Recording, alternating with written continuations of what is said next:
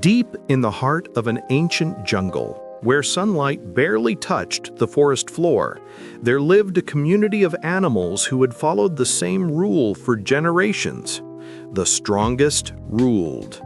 And for as long as anyone could remember, that meant the tiger was king. Raja was his name, and he was everything you'd expect from a tiger king. Massive shoulders, razor-sharp claws, and a roar that could silence the entire jungle. When Raja walked through the forest, every creature stepped aside.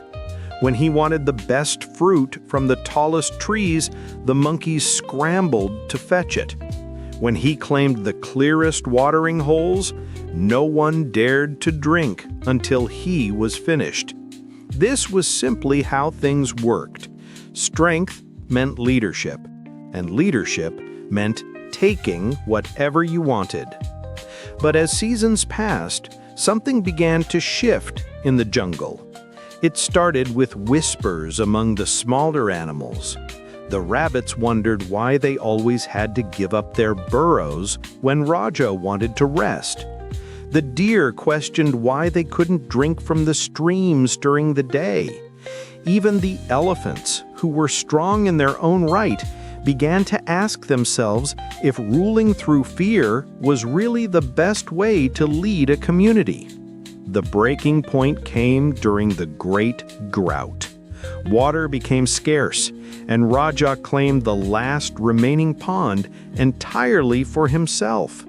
While he lounged in the cool water, the other animals watched their young grow weak with thirst. That's when old Grandmother Owl, the wisest creature in the jungle, spoke up for the first time in decades.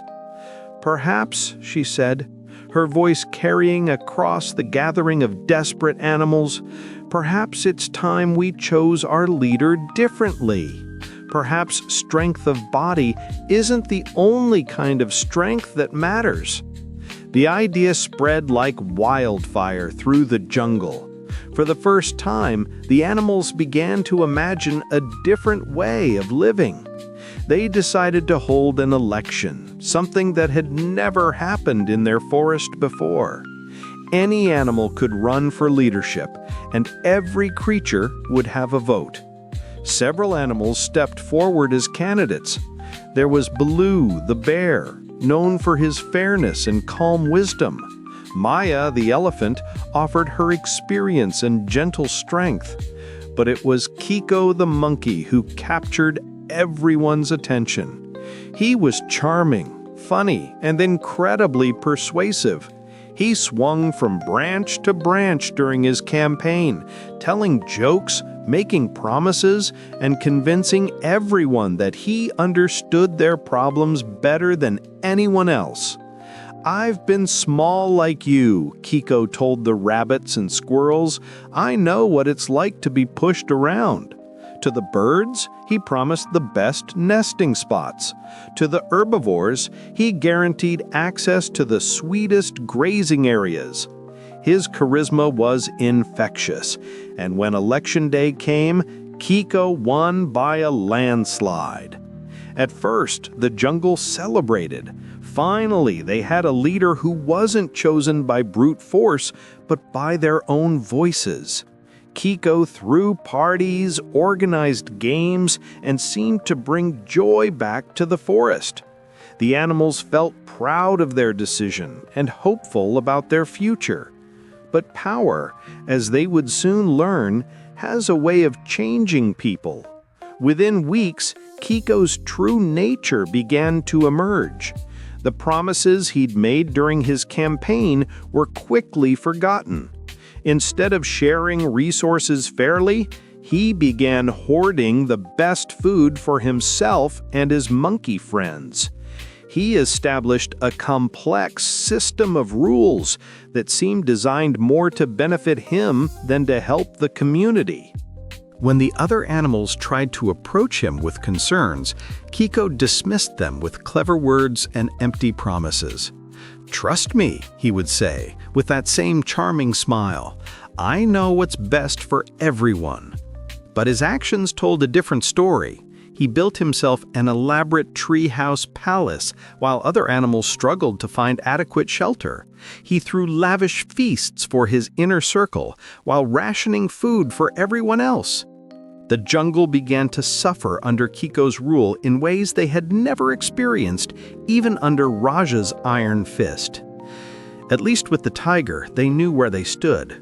Raja's tyranny was obvious and straightforward, but Kiko's manipulation was subtle and confusing. He would make grand speeches about unity and progress while quietly making decisions that only served his own interests. Animals who questioned his leadership found themselves ostracized or punished in creative ways. Kiko was clever enough to make their suffering seem like natural consequences rather than deliberate cruelty.